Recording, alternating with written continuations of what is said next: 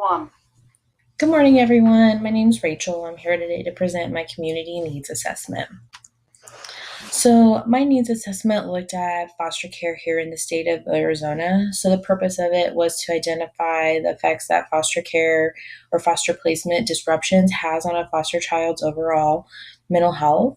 So, it focused on the issue of how disruptions can further impact and progress cognitive harm when there's a lack of stability. So, meaning when foster children continually experience disruptions, how it further impacts the trauma that's already been created by the previous environment that they were removed from and the removal from that environment, just to have more trauma created by disruptions from foster care placements. So this assessment primarily focused on the state of Arizona foster care system and the foster children within it. To the right, I posted a couple of statistics just to kind of give you an idea of how many kids within the last year and a half were in the foster care system and how many placements on average those children experienced. So, as of March 2017, there were almost 17,000 children in out of home care. And out of those, the children that have been identified for adoption as their case plans, they experienced almost 3 whole placements before adoption actually occurred. So that's a lot of placements to have 3 different homes before actually making it to your permanent placement.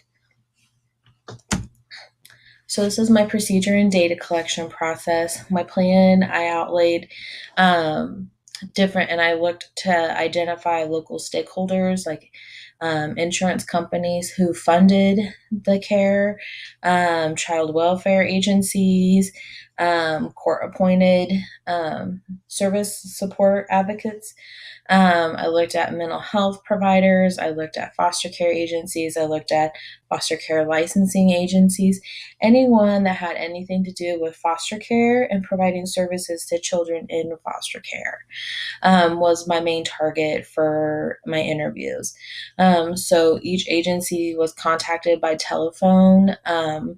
If I was able to make contact, I would discuss that the process would be about a 20 to 30-minute interview. So it'd be telephonically as well. And once an agency accepted, that interview was scheduled. So in this, I was able to come up with a list about 15 agencies that I contacted. And out of that, I was able to get 2 interviews. So my interviews were again completed via telephone. The interview questions that I utilized were previously developed prior to the interviews beginning. So once I completed those interviews, I did my data analyzation. So I compiled all my information from both interviews and I was able to come up with visual aids that represented the data collection and the answers that I received from each respondent. And the coordination I arranged with each interviewee prior to the interview ending to notify them of when they could expect the results from my interview and how they would receive it. So everyone is going to receive an email with some visual aids and compilation of each respondent with the information de-identified. So these are just some key findings that I had noticed primarily throughout my interviews, the 2 interviews that I did. The first one is the challenges area here. So between the 2, they came up with 3 main challenges that they found. They found grief and loss to be the primary challenges that foster children experience coming into the foster care system, as well as were half and half on basic needs and stability as challenges that the children face coming into the welfare system. So a fairly even mix. They recommended services. They felt like the biggest need for children is community based services. or educational assistance or mentor programs. They felt like these were three venues of services would be the most beneficial to further support foster children. Governmental influence was another big thing. They felt like there was a lack of presence for government, and it was purely just like a qualitative move. How many kids can we get when we take into the system, and how fast can we move them out? Not what does this child need and how do we help them become better or improve. So they were pushing for more governmental influence in that arena. The recommendations that I had was to advocate at a local, state, and federal levels for reform within the foster care system to better improve the lives of foster children, to educate community stakeholders and governmental entities about trauma-informed care, so that way they can understand where these kids are coming from. Increase accessibility to community-based wraparound services. So again, those services we just talked about, like educational, mentoring, case management, those kinds of things, therapy, but also to create more transitional age programs for foster children leaving the system or preparing to exit, to kind of bridge the gap between when they're preparing to leave to when they actually do, and cover that. Um, Lastly, to advocate to increase more positive experiences for foster children within the system and not singularly focus on meeting basic needs.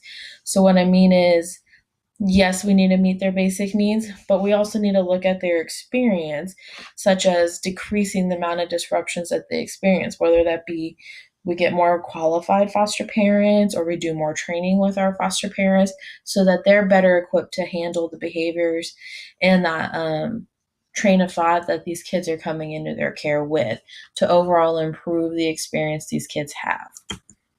So the dissemination of results is after data was compiled and analyzed, it was configured into those visual aids that we saw earlier. All information has been de-identified, and those results and visual aids will be emailed to participating agencies for their review and use. So my reflection overall is that the community involvement, I was elated at the level of participation that I had, both interviews that I conducted. They were fully engaged, they gave great answers, well thought answers. But the thing I felt that impacted my assessment was the limited engagement, that I only had two agencies respond. I would have liked to have seen a little more agencies come forth to kind of reflect on it. Just to have a more well-rounded assessment. My realization of limited education, through the interviews, I didn't realize how there is a lack of individuals working in the field that had less trauma-informed care. And restricted funding for community-based services, that's something I think we all pretty much well know, that there's a lack of funding for kids in state care.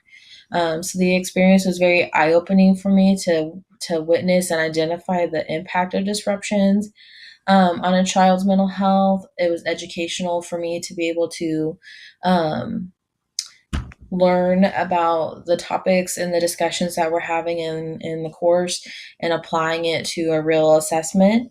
And the organizational structure I felt was most applicable because of how each faction of the foster care system and the mental health services interact for a common goal. Thank you.